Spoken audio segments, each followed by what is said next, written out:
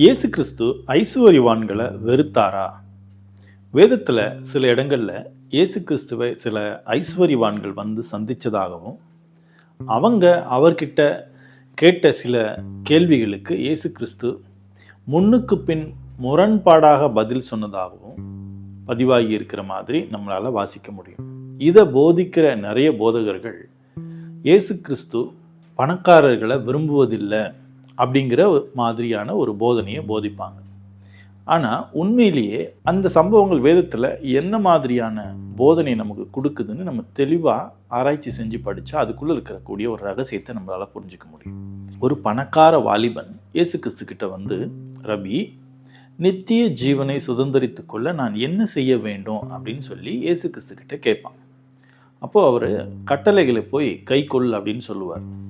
அவன் திருப்பி பதில் சொல்லுவான், என் சின்ன வயசுலேருந்தே நான் இதெல்லாம் செய்கிறேன், ஆனாலும் கூட என்கிட்ட ஒரு குறை இருக்குது அப்படின்னு நான் ஃபீல் பண்ணுறேன் அப்படின்னு சொல்லுவான். அப்போ பாருங்கள், கட்டளையை நியாயப்பிரமாணத்தை கை கொள்ளக்கூடிய சிறு வயசுலேருந்து கை கொள்ளக்கூடிய அந்த நபருக்குள்ளேயே அவரே ஃபீல் பண்ணுறாரு, என்னால் ஒரு ஃபுல்ஃபில்னஸை உணர முடியலை அப்படின்னு சொல்லி. இப்போது அவனுக்கு இயேசு கிறிஸ்து அடுத்த ஒரு போதனையை கொடுப்பார். என்னென்னா, உன்னை நேசிக்கிறது போல நீ போய் பிறனையும் நேசி அப்படிங்கிறத அவனுக்கு சொல்லுவார். அது எப்படி அப்படின்ற ஒரு கேள்வியோடு கூட அவன் இருக்கும்போது தான் சொல்லுவார், உனக்கு உண்டான எல்லாவற்றையும் விற்று தரித்திரருக்கு கொடு அப்படின்னு சொல்லும்போது அவன் ரொம்ப வசதியான ஒரு ஆளாக இருந்திருப்பான். அதனால் அவன் என்ன பண்ணுவான், ரொம்ப வேதனையோடு அவரை விட்டுட்டு கம்முன்னு போயிடுவான். அப்போது இதுக்குள்ளே என்ன மாதிரியான போதனை இருக்குது அப்படின்னா, உனக்கு உண்டானதை விற்று எல்லாருக்கும் கொடு, அதாவது உன்னை போல பிறரையும் நீ நேசி அப்படின்னா இதை எப்படி நம்ம எடுத்துக்கொள்ளணும் அப்படின்னா, நாம் எப்படி கம்ஃபர்டபுளாக ஒரு நல்ல ட்ரெஸ்ஸு போடணும்னு விரும்புகிறோமோ அதே மாதிரி ஒரு தரித்திரனை பார்த்தாலும் இவனும் இதே மாதிரி ட்ரெஸ் போடணும்னு விரும்பணும். நாம் எப்படி சுவையாகவும் நிறையவும் விதவிதமாகவும் சாப்பிடணும் அப்படின்னு ஆசைப்படுறோமோ அதே மாதிரி ஒரு தரித்திரனையும் சாப்பிட வைக்கணும் அப்படிங்கிற எண்ணம் வரணும், அதை செய்யணும்.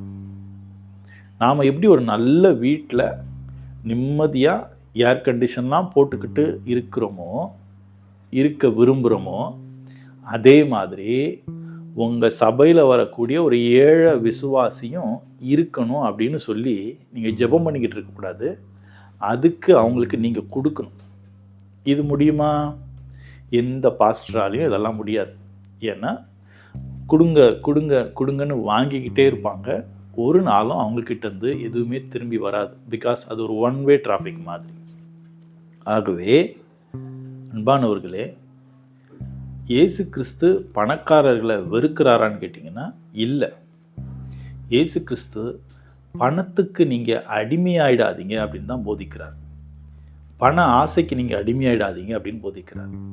பணம் உங்களை கண்ட்ரோல் இல்லாமல் இந்த உலகத்தின் பின்னாடி இச்சைகளின் பின்னாடி போகிறதுக்கு தூண்டும். இதை ஒரு முறை செஞ்சு பார்க்கலாமே, என்ன ஆகிட போகுது?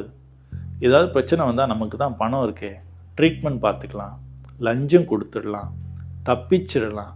இப்படி நிறைய ஆலோசனைகளை இந்த பணம் மனுஷங்களுக்கு போதிக்கும். அதனால தான் பண ஆசை எல்லா தீமைக்கும் வேறாக இருக்குது அப்படின்னு சொல்லி பவுல் எழுதுவார். அன்பானவர்களே, நீங்களும் கூட கிறிஸ்துவை உண்மையாக பின்பற்றணும் அப்படின்னு ஆசைப்பட்டீங்கன்னா உங்களால் முடிஞ்சால் இயேசு கிறிஸ்து சொல்லியிருக்கிற இந்த போதனையை சின்ன அளவில் செஞ்சு பாருங்கள். அது நாளடைவில் வளர வளர உங்களுக்குள்ள கொஞ்சம் கொஞ்சமாக ஆவிக்குரிய குணத்தை அதிகப்படுத்தி உங்களை இன்னும் மேலே உயர்த்தி இயேசு கிறிஸ்துவனுடைய சாயலுக்கு ஒப்பானவர்களாக நீங்கள் மாறுறதுக்கு அது உதவி செய்யும்.